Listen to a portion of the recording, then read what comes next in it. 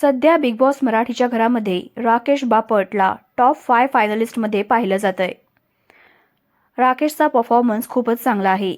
गेल्या आठवड्यात राकेश बापट, अनुश्री, रुचिता यांचं चांगलंच वाजलं होतं. त्यामुळे राकेश आठवडाभर खूपच चर्चेत राहिला. याशिवाय विशालही राकेशबद्दल कायम बोलत असतो. त्याला वाटणारी जलसी दिसून येते आणि त्यामुळेच राकेश यानं त्या कारणानं कायम चर्चेत राहतो. त्यातच राकेशने बिग बॉसच्या घरात त्याच्या एक्स पत्नी आणि घटस्फोटाबद्दल चर्चा केली. ते दोघे अजूनही चांगले मित्र असल्याचं त्यानं यावेळी सांगितलं. राकेशची एक्स बायको ही लोकप्रिय हिंदी अभिनेत्री आहे हे आपण जाणतोच. तिचं नाव रिद्धी डोगरा असं आहे. आता रिद्धी देखील एका खास घरात एंट्री करतेय.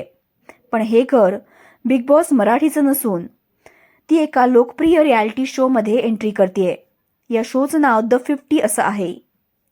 या शोमध्ये आपल्याला मराठमोळी आर्या जाधव, जान्हवी किल्लेकर, निकी तांबोळी, अरबाज, शिव ठाकरे यांना देखील पाहायची संधी मिळणार आहे.